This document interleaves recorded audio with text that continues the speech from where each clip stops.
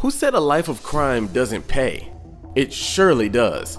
The only problem is, there's one little complication that comes with illegal money, and that's called prison.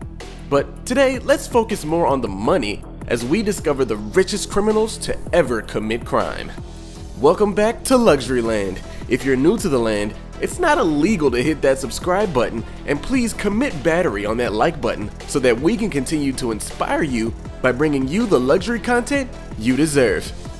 Number 10. Joseph Kennedy, $400 million. If you were wondering if he was one of those Kennedys, yeah, he was the dad. Joseph Kennedy didn't look the part, but he was one of the most infamous criminals of all time. Kennedy used his network and connections to create huge wealth during Prohibition.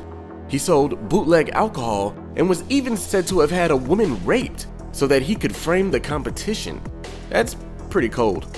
Over time, Papa Kennedy stayed close to notorious crime bosses and adjusted for inflation would have been worth billions today. Number 9. Meyer Lansky, $400 million. Meyer Lansky, aka the mob's accountant, worked with some of the most famous mobsters of the era. Lansky was a Jewish immigrant from Poland that made his money gambling. Eventually, he joined Charles Lucky Luciano and Ben Bugsy Siegel to form a gang called Murder Inc. No, not that one. Lansky would later set up gambling operations in Florida, Cuba, and Las Vegas. He was indicted for tax evasion and fled to Israel before finally coming back and facing up. His lawyer must have been Saul Goodman's father though, because he ended up being acquitted in 1974 and died a free man at the age of 83 in Miami. Number 8. Griselda Blanco, $500 million. Griselda Blanco was one of the most dangerous and powerful female criminals of her time, her specialty being the Miami drug trade. Her crimes over the years earned her many nicknames like the Queen of Cocaine, Godmother, and Black Widow. Suspected of being an actual sociopath, she was born in Colombia and became a high-level operative in the Medellin cartel. Most kids at the age of 11 would be at recess or performing boring piano recitals, but chillingly, at the age of 11, Griselda committed her first murder.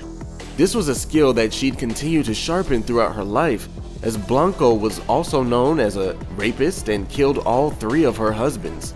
Yikes. Oh, and she's suspected of killing 200 people by hand. Luckily, she went off the radar in 2007, so we can all sleep soundly. I hope. Number 7. Anthony Salerno, $600 million.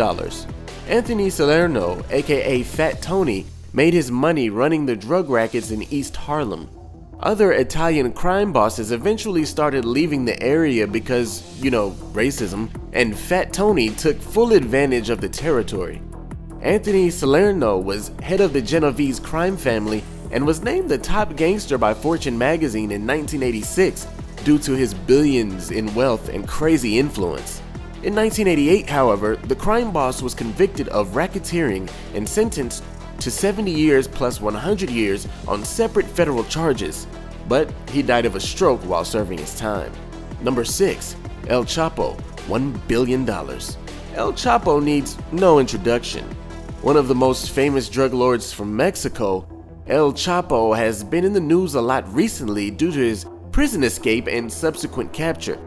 The biggest drug lord of our time is possibly still dealing drugs in prison, and his net worth is estimated to possibly be near $5 billion now. Will he escape again? Only time will tell. Number 5. SUSUMU ISHII, $1.5 billion. SUSUMU ISHII started out as part of the military but decided that after that experience, he wanted to become a gangster. So he worked his way up the Inagalaka gang quickly by not being afraid to take lives when needed.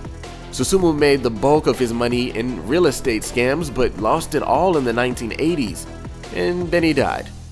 Unfulfilling story, I know, but he was rich enough to be in the top 5. Number 4. Carlos Enrique, $2.7 million.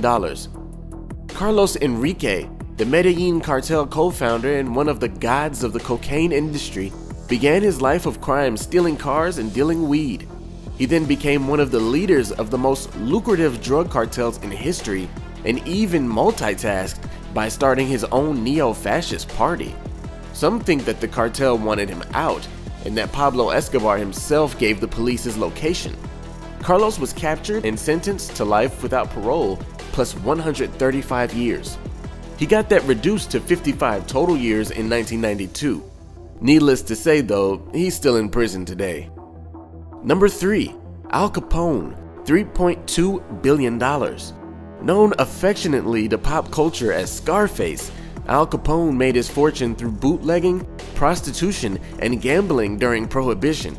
He was also allegedly responsible for the St. Valentine's Day Massacre of 1929 and attempted murder on the head of the North Side Gang. Being as infamous and notorious as he was, you would think he served life in prison or was surely killed, right? No, he was never indicted for racketeering and instead served only 6.5 years for income tax evasion. He was released and died in Miami in 1947. I would say that's a pretty good deal for the life of crime he lived, but don't get any ideas, kids. Number 2. AMADO Carrillo, $25 billion. AMADO Carrillo worked with Pablo Escobar to smuggle drugs from Colombia and Mexico into the US, and he became arguably the second richest criminal of all time. He was also known as Lord of the Skies due to his private fleet of planes used to import cocaine from Colombia to Mexico, where it would then be snuck into the United States. AMADO made $25 billion in revenue and avoided the DEA his entire life. But in a bizarre turn of events, in 1997, he died from an 8-hour session of extreme plastic surgery on his face. And of course, those surgeons were found dead and encased in concrete afterwards, with their bodies showing signs of torture. Any future plastic surgeons out there? Hey, don't work on drug lords, especially for 8 hours. You'll thank me later. Number 1. Pablo Escobar, $30 billion. The most notorious drug lord of all time. Escobar ran the Medellin cartel, which brought billions of dollars worth of cocaine into the US.